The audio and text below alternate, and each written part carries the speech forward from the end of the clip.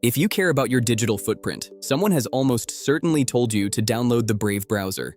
The pitch is incredibly seductive. They sold it to you as the ultimate rebellion against the surveillance capitalism of Google and Facebook, a completely independent browser that blocks third-party trackers, eliminates invasive advertisements by default, and promises to put you back in control of your own data. When you install it and open a new tab, a beautifully clean dashboard immediately starts counting. It proudly displays exactly how many trackers it has blocked, how much bandwidth you have saved, and how many minutes of your life it has rescued from loading heavy, ad-filled websites.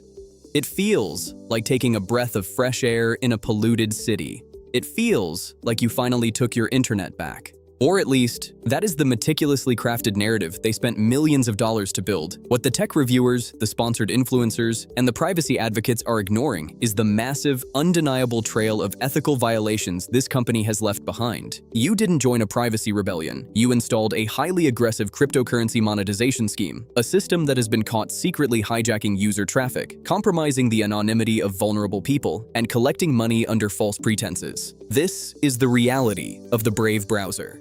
To understand the core philosophy of Brave, you have to look at the man who built it, Brendan Eich. This is not a random developer. He is a titan of the internet. He is the creator of the JavaScript programming language and the co-founder of Mozilla Firefox. When Eich launched Brave, he pointed out a very real problem. The internet's advertising model is fundamentally broken. Advertisers track you across the web, slowing down your computer and invading your privacy just to show you banners you will never click. His solution? Brave would block all of those traditional ads, but a browser company still needs to make money. So, Brave created its own internal economy. They introduced a cryptocurrency called the Basic Attention Token, or BAT.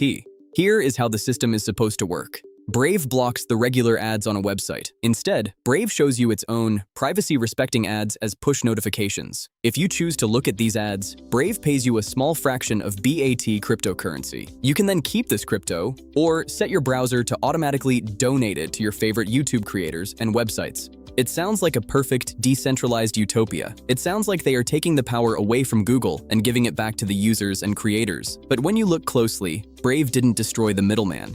They just forcefully evicted Google, so they could become the new middleman themselves. And the way they handled this new power was deeply unethical. Let's look at how this cryptocurrency donation system actually functioned in the real world. In December 2018, a massive British tech creator named Tom Scott made a disturbing discovery. Brave was actively collecting cryptocurrency donations in his name. If a user watched Tom Scott's YouTube videos through the Brave browser, the interface showed a built-in tipping button, complete with Tom Scott's face, his channel name, and his official branding.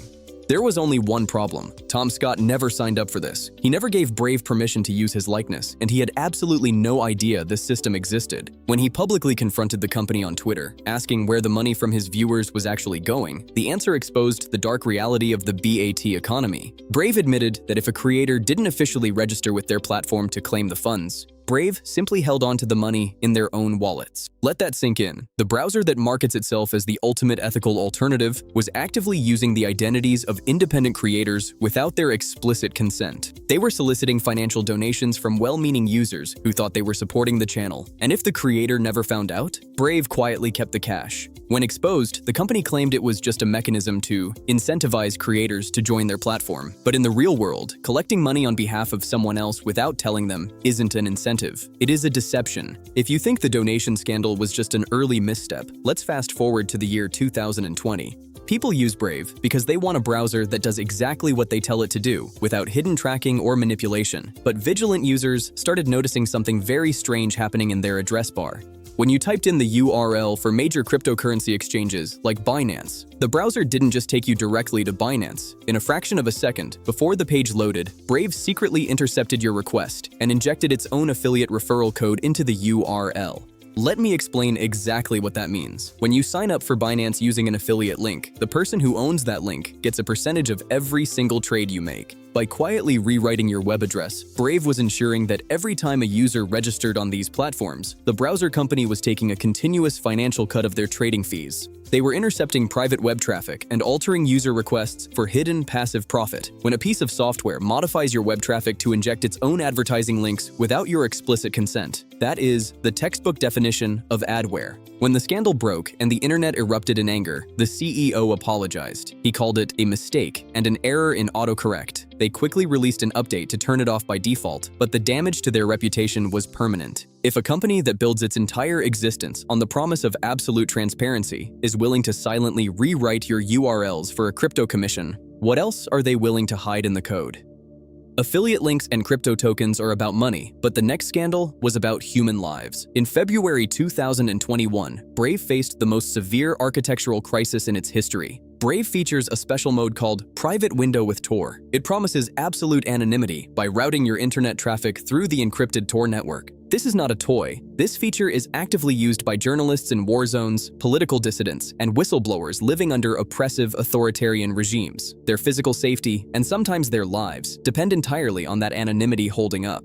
But security researchers found a catastrophic flaw in Brave's implementation. While the browser was indeed routing the web traffic through Tor, it was actively leaking the domain name system queries, the DNS requests, directly to the user's internet service provider. In simple terms, if you tried to visit a hidden dark website ending in .onion, Brave would send a public, unencrypted signal to your local internet provider asking where to find that site. This means that your internet service provider, or the government agency monitoring your connection, could see exactly what hidden websites you were trying to visit. The very tool that was specifically designed to shield you from government surveillance was broadcasting your highly sensitive activity in the clear.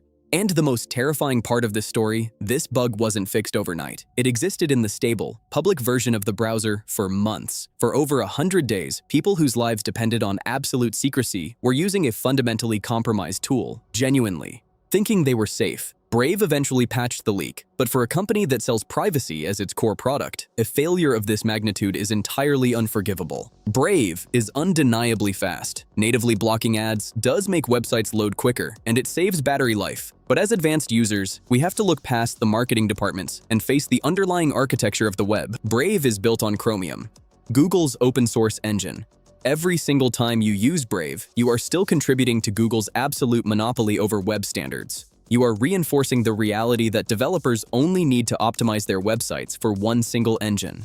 And because Brave is tethered to Chromium, they are ultimately at the mercy of Google's decisions. When Google decides to change the fundamental rules of the internet, like they are attempting to do right now by crippling ad blockers with Manifest v3, Brave is forced into a defensive position. They have to spend incredible amounts of engineering resources just to strip out Google's tracking mechanisms and maintain their own ad blocking capabilities within Google's hostile infrastructure.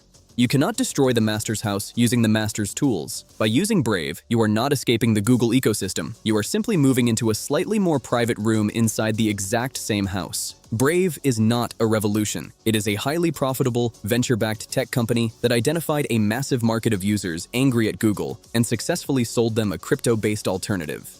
They stripped away Google's tracking network so they could replace it with their own internal economy. Yes, Brave is functionally better for your privacy than using a vanilla installation of Google Chrome. But being marginally better than the absolute worst option on the market is not a badge of honor. If you want absolute, uncompromising privacy, without built-in cryptocurrency wallets pushing you to view ads, without a history of affiliate link injection scandals, and without relying on Google's underlying engine,